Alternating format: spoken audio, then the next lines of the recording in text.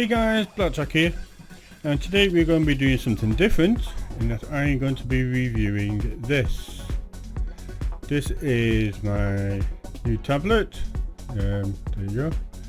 It is the Samsung Galaxy Tab 10.1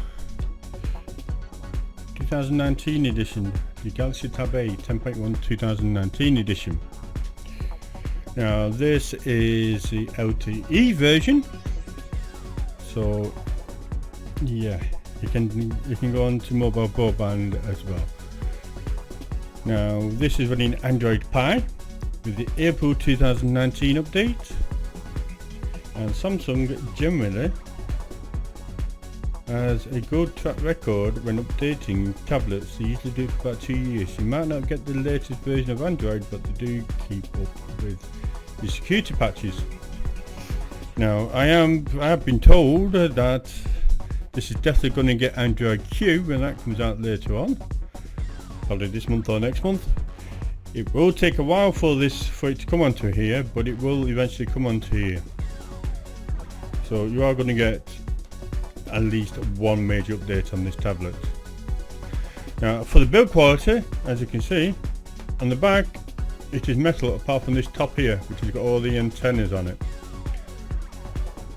So it is actually very good build quality. On the top, it's got a headphone jack there. On the side, it's got your power button, your volume rocker, and also a SIM tray. Now if you do not have the LTE version, you will still have this tray, because this can also fit in a SD card. I think it's up to 128GB SD card into this tablet, which is one of the main reasons why I ditched my iPad for this.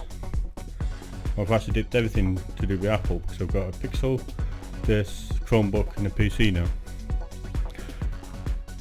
The diameter of the screen is 10.1 with a resolution of 1920 by 1200, so this HD. The screen's fairly bright. It's not as bright as the iPad, but there is a mode where you can set it to go even brighter for when you're outdoors, and there's also a night mode on it as well.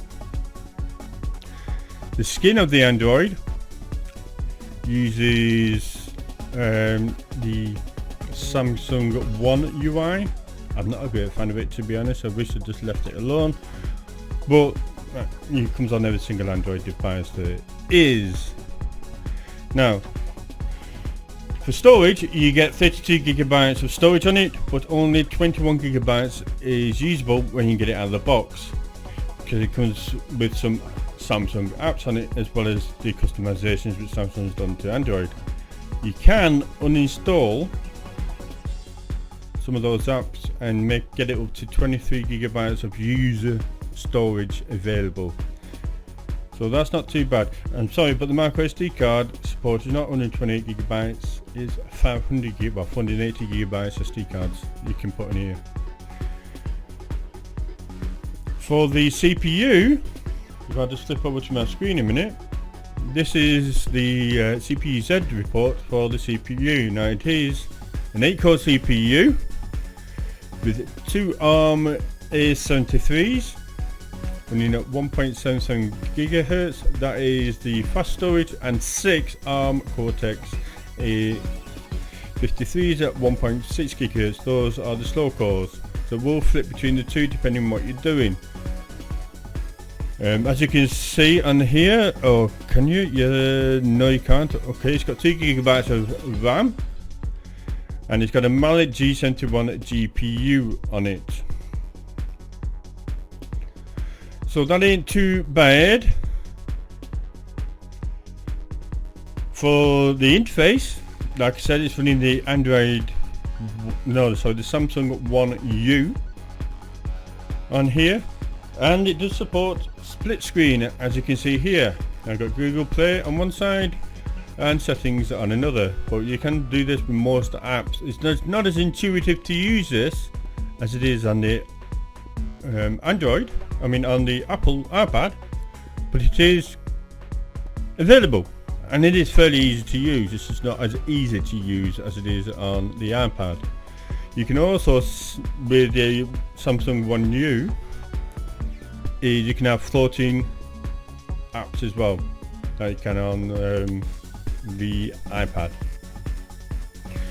Now, for the speed of this, I don't use this for games. I'm going to use this to read the news, books and stuff like that, ebooks and stuff like that.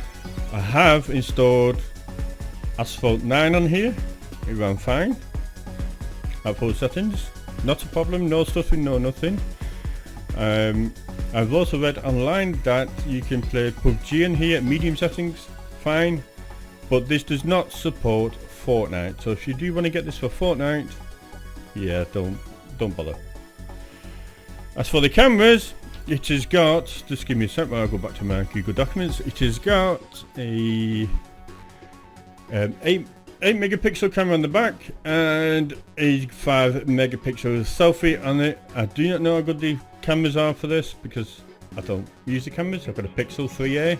It's got one of the best cameras on the market. What do we need a tablet for with cameras? But they are there. There are 2 speakers on the bottom. They are good sounding, they're pretty loud. They do support Dolby Atmos, but it's useless for Dolby Atmos because they're on the bottom and on each side, like the iPad Pro and stuff like that. There should really be one on each side while you're using it. The battery on it is a 6150, so 6150 milliamp battery. It does last all day. I've actually had this the last 3 days of normal usage before I've had to charge it up, and it charges up via USB-C 2.0. So any USB-C cables you have will fit on this. It did not use micro USB, thank God. It uses USB-C. One of the downsides on this is that you've got no fingerprint reader on it. So you've got to use a pin or something like that to unlock it. So what do I think of this? Is it as good as an iPad? No. But it costs half as much as an iPad. Well, the iPad Pro I was using anyway. Is it good as a normal iPad? No. Is it good enough? For the price, you can pick this up for between 150 to 200 pounds depending on where you go. Yeah, it is a good tablet for the price.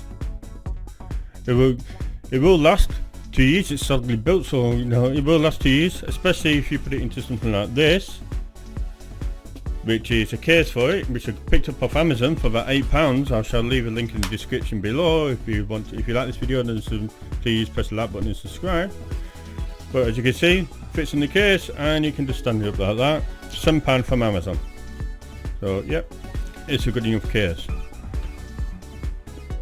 It uses the Google Android 9 Pie, so it means you get all the Google apps on here and stuff like that.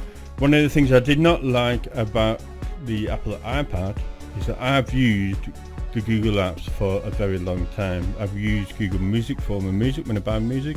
I do use Google Books, and I also use Google Movies and TV to buy movies. I could not buy anything on the iPad. I had to go to the website or go to my PC or go to my laptop. And here you can buy everything through the Google Play Store. That is only advantage if you are in the Google ecosystem. It runs Google Office, fine. It's got Google Chrome on here.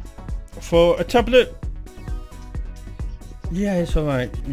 I don't use tablets for media creation, even though I will be doing a video soon on a very good video editor I found on Android for £2.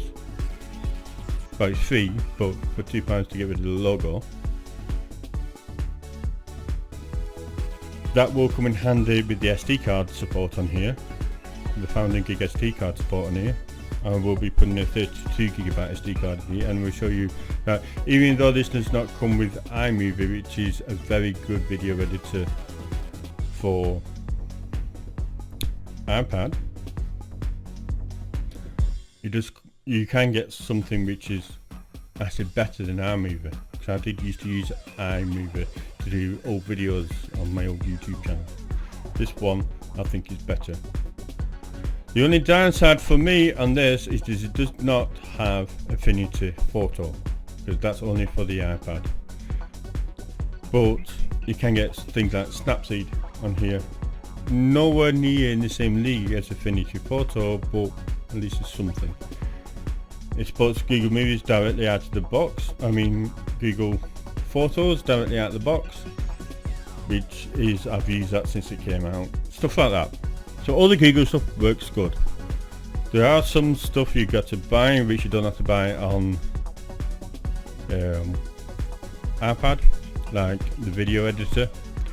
But the Google Office, in my personal opinion, the Google Office is a hell of a lot better than Pages, Numbers and Keynote. I use that all the time. So yeah, for the price, like I said, between 150 and 200 quid. Would I recommend it? I'll recommend this wholeheartedly. If you want to do anything photo wise, then I would recommend an iPad Pro with Affinity Photo. There is no better mobile solution on the market at the minute. If Affinity Photo brought out, well, if Surface brought out Affinity Photo for Android, I would definitely be getting it for this, but they don't. You can get the S Pen for this, so even if they did bring Affinity Photo out, you can get the S Pen and then do all that type of stuff on here.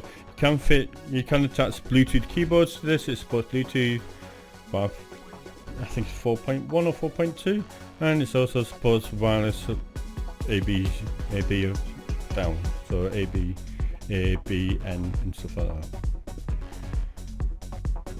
Like I said, for the price, you can't complain. I mainly use it to read. It's not. I won't use this as a creative platform. I would use this as a consume platform. Like if you want Netflix. One of the good things about this display, as you can see there, it is a wide display. So it's on the iPad. If you play like Netflix, you get some bars top and bottom. On this, you don't. If the camera refocusing, on this you don't, because of the screen size. It is good for movie watching, but it's a bit off-putting when you're reading. So Netflix and Amazon Video Prime are good for this. That's all I can really say about this. But no, I've actually bought this. I got it from a carrier. I wanted the data connection on it, because when I do go out, I do like to do stuff on my iPad, like read the news and stuff like that, which you need a data connection for. I don't like using coffee shop Wi-Fi, even though I've got VPN in there. I prefer not to. Oh, that's another thing what does come with this as well. As part of the Samsung suite, you do get an antivirus, even though it's McAfee. You don't have to pay for it. It comes as part of the tablet experience, so you don't need to worry about security that much. As long as you sit with Google Play Store and the McAfee on here, you should be fine. So that's all I've got for you. This is my review of this Samsung Galaxy Tab A 10.1 2009 edition. It does get my recommendation, especially for the price. I use this exactly the same as you use the iPad, and I can't see any difference. The only thing I don't like about it is it does not support Affinity Photo. Apart from that, yeah, I do like it. So this is Blackjack, signing off.